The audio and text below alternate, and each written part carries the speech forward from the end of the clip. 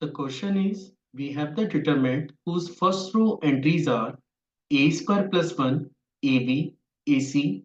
Second row entries are ab, b square plus 1, bc. Third row entries are ca, cb, c square plus 1. And we have to prove that this is equal to 1 plus a square plus b square plus c square. So let's see how we are going to prove the given statement. तो चलिए शुरू करते हैं। First of all मैं question के data को एक बार note कर लेता हूं। तो आप देख सकते हैं कि हमारे पास एक 3 into 3 ऑर्डर का एक डिटरमिनेंट गिवन है जिसकी एंट्रीज हमारे पास हैं ए स्क्वायर प्लस 1, ए बी, ए सी। ये फर्स्ट रो आपके पास है। सेकेंड रो आपके पास है A B square plus 1, then after B C. Third row की एंट्री आपके पास है सी ए, सी बी और सी स्क्वायर प्लस 1। और क्वेश्चन के हिसाब से आपको ये प्रूफ करना है कि ये जो डिटरमिनेंट है ये इक्वल है 1 plus A square plus B square plus C square के। तो चलिए देखते हैं कि कैसे हम लोग इसको प्रूफ कर सकते हैं। तो सबसे पहले तो मैं आपको रो और कॉलम की मार्किंग कर देता हूं जिससे हम लोग क्वेश्चन करते वक्त कोई कंफ्यूजन ना आए। क्वेश्चन में ये हमारे पास पहला रो है R1, ये आपका R2 है, ये आपका R3 है। कॉलम की अगर मैं मार्किंग करूं तो ये आपका पहला कॉलम C1 है, ये आपका C2 है और ये आपका C3 है। तो चलिए शुरू करते हैं। तो देखिए सबसे पहले मैं क्या करने जा रहा हूं कि मैं इस डिटरमिनेंट में कुछ डाटा का मल्टीप्लाई करूंगा। इससे मुझे इसको सॉल्व करने में काफी इजी हो जाएगा। तो मैं जो करने जा रहा हूं वो ये है कि मैं एंटायर डिटरमिनेंट में एबीसी से मल्टीप्लाई और एबीसी से डिवाइड कर रहा हूं। इससे क्या होगा कि डिटरमिनेंट तो आपका पूरा बैलेंस ही रहेगा लेकिन मेरे को काफी ज्यादा बेनिफिट होने जा रहा है। तो सबसे पहले फिर से एक बार मुझे नोट करना होगा क्योंकि मैंने जस्ट केवल अभी मल्टीप्लाई किया है एबीसी का मल्टीप्लाई और एबीसी से इस पूरे डिटरमिनेंट को डिवाइड भी कर दिया जिससे ये बैलेंस रहे। इसके बाद A square plus 1, A B, then after A C. इसके बाद A B square plus 1, then after B C. इसके बाद सी ए, सी बी और सी स्क्वायर प्लस 1। ठीक है। अब आपको ये पता होना चाहिए कि अगर मैं डिटरमिनेंट में किसी भी नंबर से मल्टीप्लाई करूं तो वो या तो किसी एक रो के साथ जाएगा या फिर किसी एक कॉलम के साथ जाएगा। ये आपको यहाँ पे क्लियर रखना है। ऐसा नहीं है कि अगर आप किसी नंबर से मल्टीप्लाई करें तो वो हर एंट्री में मल्टीप्लाई होगा।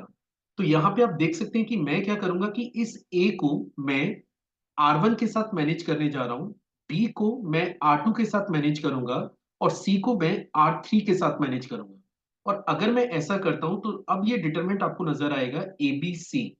जैसा मैंने कहा कि मुझे R1 को सॉरी ए को R1 के साथ मैनेज करना है तो ये नजर आएगा ए इंटू ए स्क्वायर प्लस 1, ए स्क्वायर इंटू बी और ए स्क्वायर इंटू सी।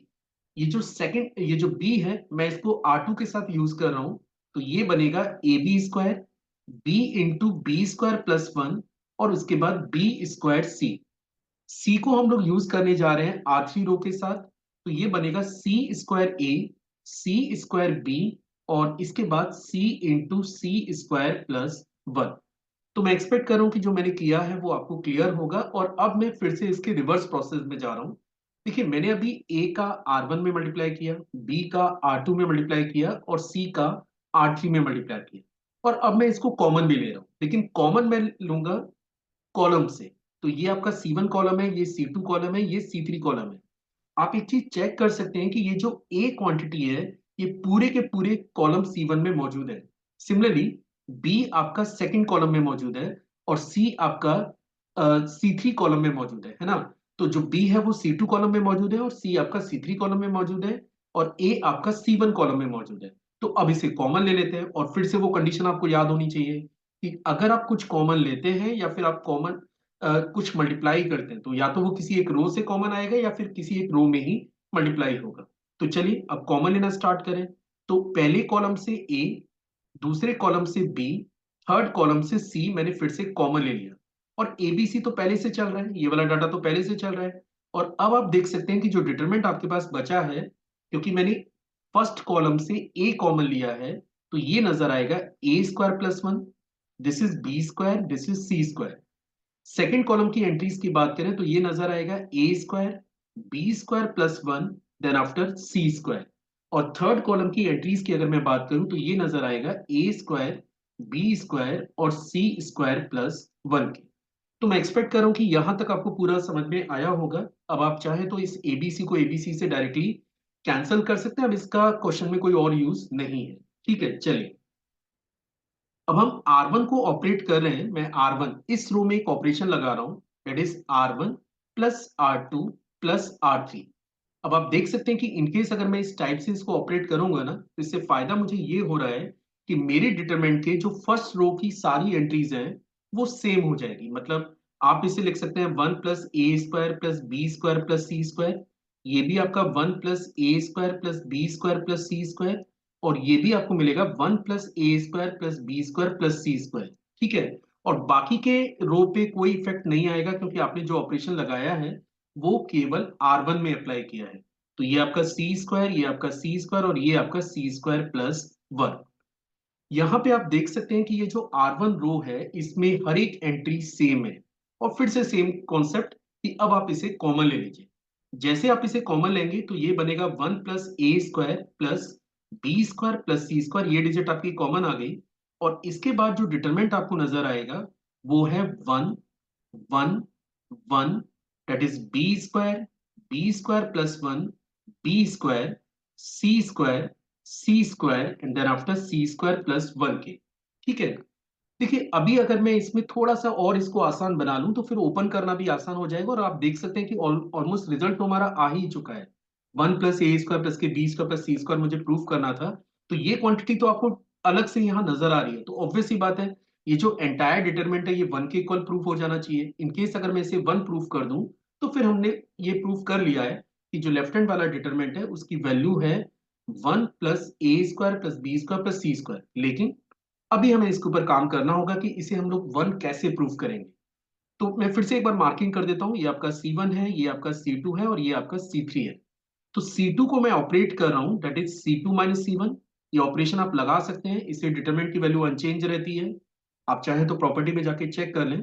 और C3 को मैं ऑपरेट कर रहा हूं, that is C3 minus C2। ठीक है, इनकेस अगर हम लोग ये ऑपरेशन लगाते हैं तो आप देख सकते हैं कि ये बनेगा 1 + a² plus b² plus c²। ये डाटा आपका अलग से मौजूद है। और डिटरमिनेंट की एंट्रीज पे आप फोकस करें। पहले कॉलम में कोई चेंजेस नहीं क्योंकि आपने यहाँ पे कोई चेंज लाया भी नहीं है। आपने जो चेंज किया है वो C2 में किया है और C3 में किया है। चलिए 1 - 1 it is 0। b² plus 1 minus b² इसे आप 1 लिख सकते हैं। c² माइनस c² इसको आप 0 लिख सकते हैं। इसके बाद फिर से 1 - 1 इट इज 0। b² में से b² प्लस 1 माइनस करेंगे तो -1। और c² प्लस 1 में से c² माइनस करेंगे तो ये आपको 1 मिलेगा। अब आप देख सकते हैं कि R1 रो की जो दो एंट्रीज हैं वो तो आपने 0 बना ली। अब इसको ओपन करना काफी आसान है विद रेस्पेक्ट टू R1। तो चलिए ओपन कर लेते हैं, that is 1 + a² plus b² plus c²। और इनकेस अगर मैं डिटरमिनेंट को ओपन करता हूं तो मैं उम्मीद कर रहा हूं कि बेसिक चीजें आपको क्लियर होंगी। डिटरमिनेंट ओपन कैसे होता है, तो 1 × पहले इसका इससे मल्टीप्लाई माइनस इसका इससे मल्टीप्लाई, तो 1 - 0। और आगे की सारी क्वांटिटीज आपकी बनने जा रही है 0, तो डेट विल बिकम 1। और finally we can write it, that is 1 + a² plus b² plus c² के। So this is the proof for the given problem. आपको आपको क्वेश्चन में पूछा गया था कि आप प्रूफ करिए कि जो डिटरमिनेंट है ये बराबर होगा 1 + a² plus b² plus c²।